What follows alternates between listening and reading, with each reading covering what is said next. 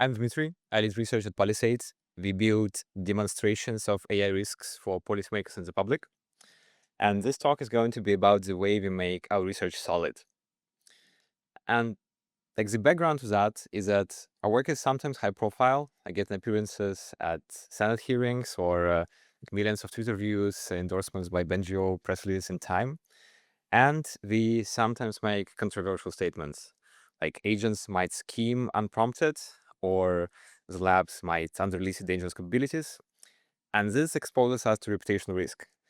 Like when we published a recent piece, there was a viral Twitter thread trying to take us down using words like parroting extraordinary claims.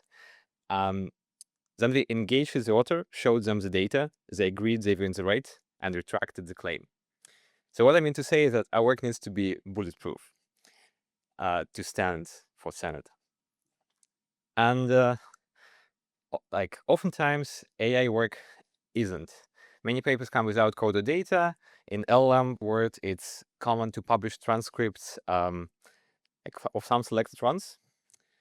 And when we started looking for inspiration of how to do this better, we look at other scientific fields and say in social sciences, it's common to record absolutely everything that happens with the data. Like you record the intake, you record every little manipulation, and sometimes investigators find inconsistencies in this chain, and people get fired.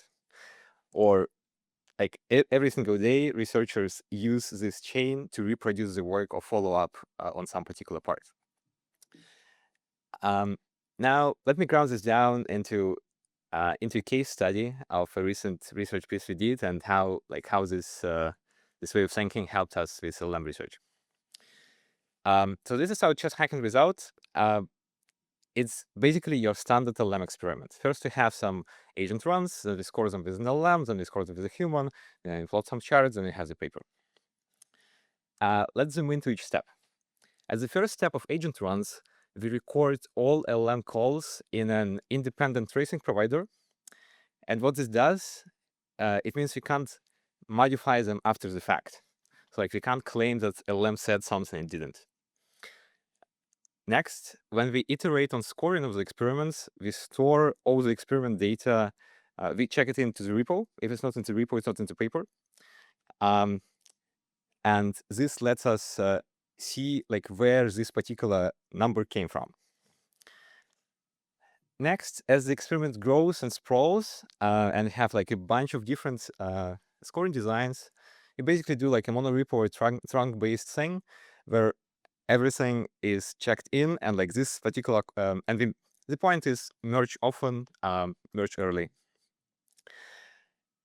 When we do the charts, we find it very helpful to build them in continuous integration, and this lets us always be able to share a link with collaborators or like other team members, and they see like the latest chart they're going to put in the paper, or they might see like a chart pinned to a previous commit, and again, like you have a diff, what changed, what happened. And finally, the paper builds in CI too, and this lets us not have like any local host patches which other people can't reproduce. Now, the point of this technical construction is that the data is threaded through the whole experiment pipeline, and like if we look at the chart and the chart has like 13%, you can always unravel it back to the judge which said that, or like to the human scores which said that, and then you can unravel it back to the traces recorded by an independent provider, and this gives us some assurance that like this is a real thing. Now, there are a few technical extensions of where I want to take this further. For example, we are exploring using like industrial observability tools like you normally use for clusters to monitor large-scale agent runs. I won't go into them now, but I'm happy to chat in the couloirs. And finally, we are hiring too.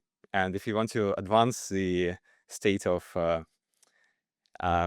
AI security and safety integrity, yeah, welcome to join. Thank you.